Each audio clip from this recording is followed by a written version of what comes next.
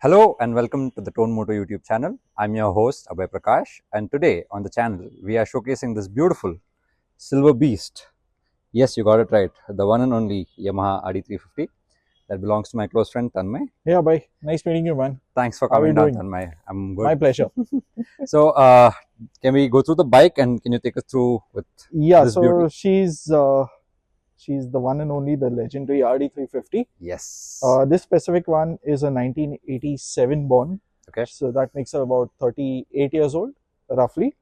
And she's an LT, but if you look at it and as we go into the details, you'll realize, even visually also, there's a bit of changes in all of that. Okay. So that's how it is.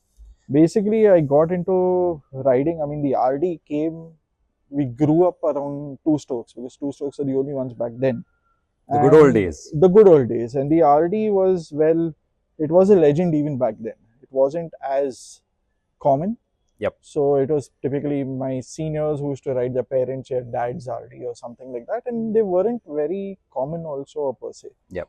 So I didn't realize the significance of it because there weren't so many. The RXs were a lot more. Yeah, the common RX back was a then. very common bike and Yes, sold in in comparatively in large numbers. So that's how it was. And it all changed when I met up with the Bombay RD350 club. Okay. And I mean, the seniors over there, you've got Ashwin, you've got Yazid, you've got Jason, Nomad Abhi, Arunav, riding, and the others, the entire Bombay RD club. And as we started riding along and all of that, I realized, yeah, maybe even I should have one of my own. That's a lovely story. And so took me a bit of a time. Came quite close to getting my own, but there was something or the other that would go wrong. Maybe the bike wasn't right, or the price. I didn't have as much money in the wallet at then. It was never a cheap bike to buy. Yeah, I think even back when Back it was then, when it was dropped out, I brand think it was new. 45,000 rupees. When it right? was brand Back new in the also, it 80s. wasn't cheap, and later on also, except for a brief time, I think, when everyone was just selling Getting off rid of it. RDs because they were too expensive to run and maintain. Yep. But other than that, they've always been expensive to acquire. And the story continues today as well, but that's how it is. So that's entirely the way we started off. And once this specific one came, it actually came thanks to my friend Nikhil, who's been my riding buddy per se, and he's also been tolerant about all my moto brain farts, so to say. So yeah, he's also a very hardcore rider himself. So that's that over there. Coming to the specific bike again, this bike was around, and once I got it, the whole idea behind it has been that keep her running and enjoy it to the most as possible. Got it. So I mean personally, I'm more about mechanical reliability or electrical reliability Than the beauty, right? performance than cosmetics. I'll build up over time or something. This specific bike, I did it up to my own requirements over time. It's not been like a one-time project. The one thing about it that I can say is that the engine is pretty much untouched. Okay, so I think we're going to start from the engine. Yeah, so if you look at it, I mean, there's nothing. These are running the, I'll give you. So this is running the stock carbs. Yep. So There's these are the nothing. Mikuni VM28s. Yeah. Okay. There's paint and all that. Again, cosmetics, don't look at it. Got it. You will see a lot of rust. This bike is a runner. So another quick thing which I want to bring up. Tanmay rides this bike the way it's supposed to be ridden, and I really appreciate that. Yeah, Because he is the fun rider per se, because he throws the bike around. yeah. And that's amazing to see. I mean, you've got these lovely bikes. I agree that they're quite rare and difficult to come by, but I mean, if you don't give them and send them the way they're meant to be, then I don't know, you're missing out on something, if nothing else. Makes so much sense. So yeah, so coming back, so this is pretty much the part of it. If you look at the exhaust, well, I said this is the LT, but if you look at them, these are the HT exhausts. Yeah, these are the HT barrels. Yeah. I mean, they got them changed because the old LT exhausts rusted off somewhere and couldn't rescue them. So whatever was available, I picked up. There's no other reason per se other than that. So we'll start from. Do you want to start from the? We can start from the back. Yeah, we'll start from the rear of the bike. Okay. So do you want to start from the rear suspension? Rear suspension. Okay. So rear suspension again. So each of the elements of the bike are more from a touring or so more suited to my specific requirements and style of riding. style of riding. No two RDs are going to be the same.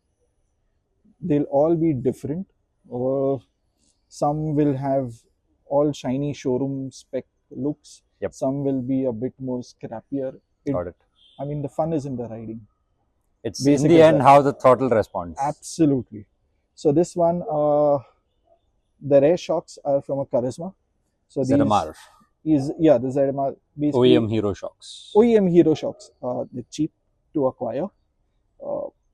They're readily available. They do a decent, fair enough job. And yeah, you get them in two colors, basically the red one or the black one. I specifically looked out for the black one, but this is what was available that day, so I got those. No, but I honestly like how the red complements the silver, because Yeah, it makes it look like a very fast bike. Which just it- pops which out. it is. Yeah, fair enough. So again, you've got a grab rail carrier, if you look at it, and again, this has been, this is again a very functional element. One, it saves. I mean, if someone gets too close to the bikes in traffic, Yep. it might save up your rare bumps. And luggage, of course. Oh, we've got Marcus going around. And so luggage also, typically I like to move. I don't sit still on the bike. So I like to move around. I stand up on the foot pegs and everything. So my luggage acts as a back stopper. Yeah, as a support. As a support and a back stopper. So it typically comes about 3/4 over here. Okay. So which is not too much over the rear axle, extremely out back also.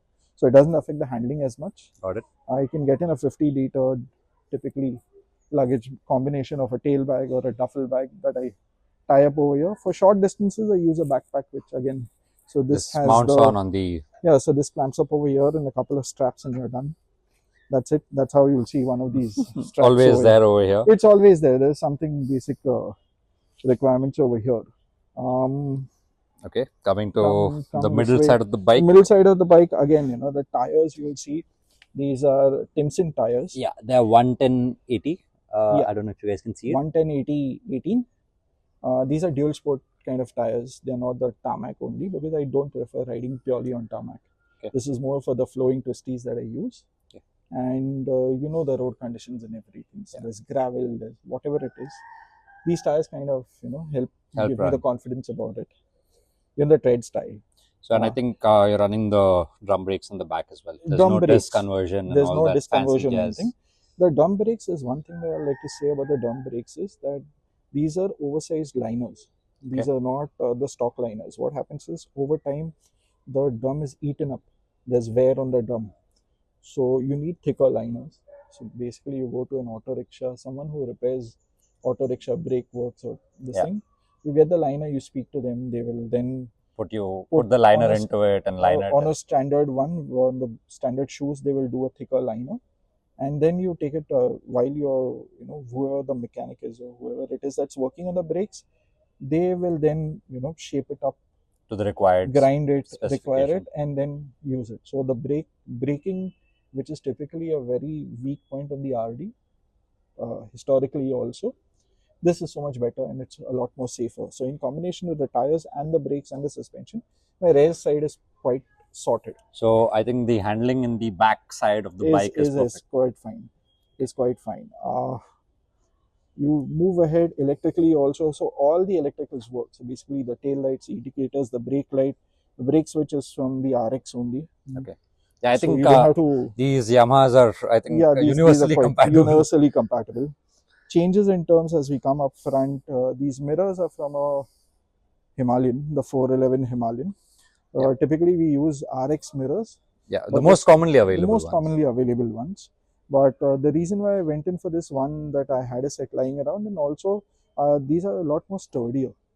So they are within the handlebar, this thing. So they Size, so it don't knock doesn't. around. So when I go into the shrubs or something like that, it's a lot It's perfect. safer to. I mean, I don't knock them around. They move about quite easily, so they're not damaged per se. Switch gear, I have a stop switch, kill switch, which is from the Samurai. Suzuki. So this is like, I think all us two-stroke gearheads Yes, who want this common one, is the most common one available in the common market. one. The handlebar is of a Pulsar. It's a Bajaj unit. basically the grips and everything. The reason being is I get these The bar weights as the well. bar weights as well, helps with the vibration, Handling. this thing of it. The levers are KTM levers, Adjustable adjustable three-way, right? levers. Three or four? Yeah, four-way. Four. Four-way adjustable. So Okay. better braking. I mean, these are very expensive solution for what they offer. Typically, everyone uses the RX levers as And the plus, same. the RX, I think, fits the style of the Fits, bike availability again and stays within the and family. stays within wala the thing. family. But for me, I like this style of it, and I preferred this. The Gives a feel more of, sportier look as well. it wasn't as much for the looks as much as it was It for was the for feel the of it. functionality. For me of it. One thing I missed out over here is the foot pegs again, because I like to stand up and ride. I ride over rougher terrain. A lot of times on the standard foot pegs, the rubber that is available now, the rubber quality is very stiff, and it's not as grippy or soft. So slipping off and falling off and losing grip over time. So what we started doing is, so I switched to these KTM Adventure Foot pegs. foot pegs. Yeah, so that's how it is. So if you look at the front foot pegs, what I've done is I've swapped out to a set from the KTM Adventures. These are serrated ones without any rubber inserts. So what happens is, these days the quality of parts is quite, you don't get the original parts, original equivalent also. So foot peg rubber that I was getting was very hard. So my foot would slide off, because I also do a lot of rough road riding, rough terrain riding, off-road, off tarmac. So my foot would slip off. A lot of times I almost came close to crashing because of that. So I said, leave that, we'll switch to this. So this is something which, I mean, Is very durable and durable, gives, and plays yeah, the role which it has to. it plays the role. Again, you can use the what do you call it, the Himalayan foot pegs also. They should fit in as well. This doesn't have the spring or anything like that, so it's just very free. So that's a change. Up front, in terms of wheel, the stock lighting is quite shit. So Had to put these small so I put up the projectors. smallest lights. These are these HJG minis, as they are called. Very cheap, again, quite reasonable. They last decently well. They've lasted me about 2 years now. And And I think they're yellow, right? And then they give a good So throw. yeah, so they have yellow and white in the same this thing. I've switched only yellows. I've focused them in a way that they are not Hitting the eyes of the disturbing anybody traffic. who's oncoming traffic. I in fact don't use them in traffic. I only use it when in the night when you're in like the nights traveling. when I'm touring, if I'm touring, or if I'm off-roading, or somewhere where there's not enough people, who would get disturbed by oncoming traffic. Horns now. What I've done is I've got a set of dual horns. Again, this is a very touring requirement. Okay. These are a spec of Densos. You can So, get the Denso horns. I think these are very easily available. These are reasonably easily available. They're, I think, Thailand make or something like that. Doesn't really matter where they're made. As long as, see, yeah. I think another quick thing which we can understand from this is it's more about the functionality than it's how it looks. You'll because see, I mean, the entire bike is very scruffy and scrappy looking, and that's the kind of riding that happens in which ways. No, it is not scruffy. It's a brilliant looking bike. So yeah, thank you very much. And yeah, so you'll see the paints come off the horns, but the horns work. They've been through water, rain, whatever, nothing really. They're quite inconspicuous. They're not very shrill or loud as compared to OEM horns also. They're equivalent over there. So the cops also don't really have, and I don't really honk in traffic. I mean, when I'm in the city or something, honking is a bare minimum kind of a thing. So Tanmay, and I think quick thing which I can understand is, right, I think the stock horns are not as loud. So in comparison, single horn as compared to this thing now. Dual horns are quite a reasonable this thing. Okay. You can get the Bajaj Pulsar horns again. Those I believe are the same. Minda makes them or Hella makes them now, whatever.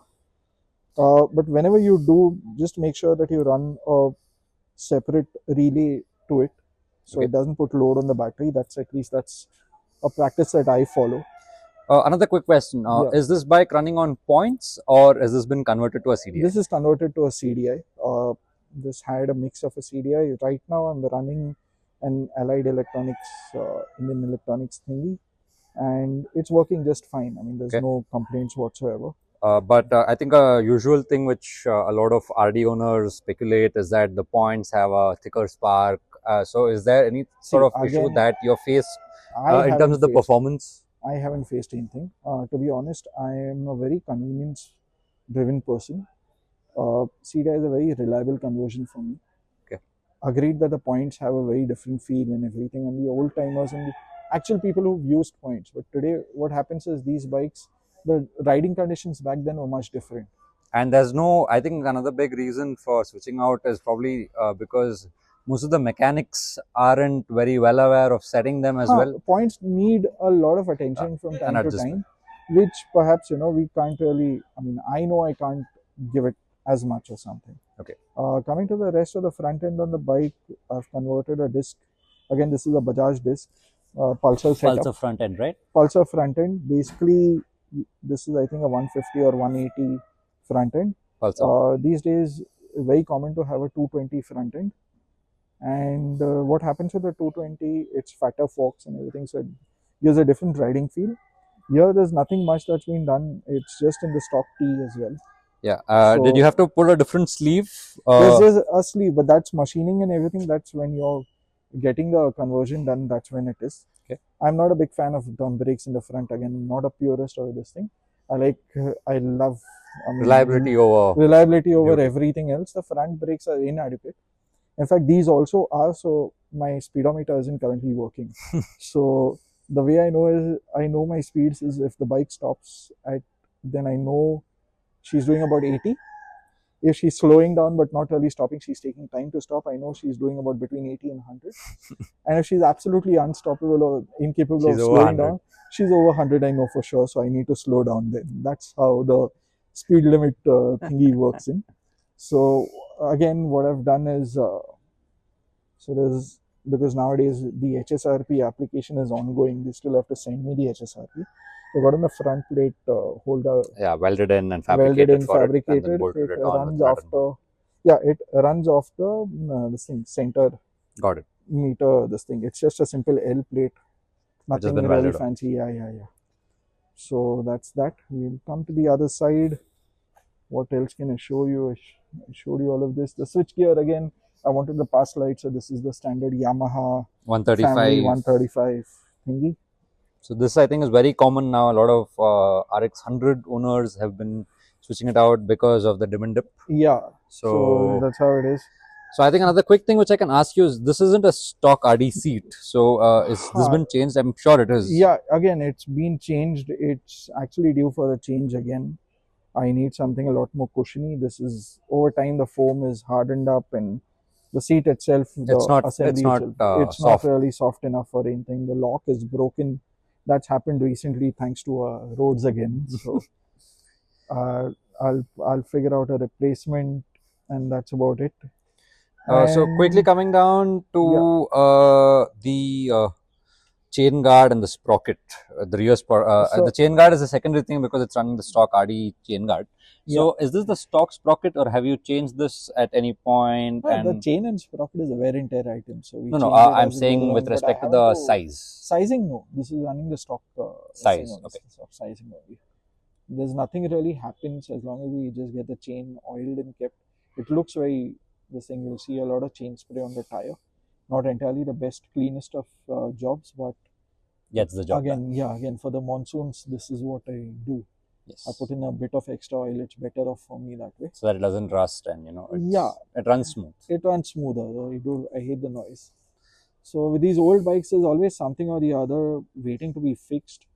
And I mean, while I would love to someday, do it up spick and span and everything, and actually get all the things fixed that I wanted to and that I haven't managed to so far. But I mean, it's always a dilemma whether I put in the money to keep the bike spick and span, or I put in the money in fuel and enjoy it for a few more adventures, so to speak. So that's how it is, man. And yeah, I mean, RD prices, the way they're going up, it's I mean, it's nice. You ask me a lot. Being an RD owner. I mean, it's not owner or anything. I mean, it's nice. Okay, so in terms of the front tire, again, the front tire, if you can see, is it's the same matched Timpson that I got, again, dual spoke pads. 90/90, 18 tire. There's nothing really. I would have preferred a taller tire, but again, it fouls with the mudguard that I'm using currently. And yeah, so I think what I could just quickly observe is these are in the stock plug caps see, that you see on the RD. No, so these plug caps are basically, they're either the Yamahas or the Activas that come with a resistor, 5K resistor or 5K something resistor. like that. It just prevents, I mean, the spark plugs are BPR 7HS. Okay. If I use the 8HS colder plug when I'm touring, it just, the bike runs a bit cooler. In the city, because I'm not doing much of touring right now, and the weather is also better, so I'm running the 7HS. So that's, I always keep a set Pair. of spare plugs around over here. The plug caps I change out once in 2 years. So by default, they cost about 200, under 200 rupees. Or Yeah, because these are the vitals that need to be taken care of. It's not really, see, so today's the parts prices maybe eye-watering and everything. They're quite expensive even by today's standards. But and the quality isn't always that great, though we still have now, a steady supply, at least thanks to a few importers or a few sources and suppliers. Pricing can always be a very dicey issue. For sometimes you might say, it's very expensive for what we are getting, but at least we're getting them right now. Very true. The key is to identify which ones are the genuine ones, because there's still a few bad elements. There's always a few bad apples wherever it is. That, I mean, that I think, in my opinion, maintains the balance. Maintains the balance per se. At least we have access to it, and there's a lot of small parts that you can actually use Indian alternatives, which are OEM alternatives. Yes. So, for example, you've seen the suspension is there. You've seen with the levers of RX and then the mirrors of the RX again. Bajaj again suspension gives you Bajaj suspension. It's so much easier. I mean, the rares, and I think even like some of the nuts and bolts, because these are all universal things which are standard. So I think so you want quality nuts and bolts, you can just go buy TVS brand. TVS makes some good. RE also has some good bolts, so you get all kinds of things. And I mean, the idea is again, to put more effort into getting the bike running and maintained, mechanically, electrically sound, so that she's reliable, and you get to enjoy it for as much as time as possible.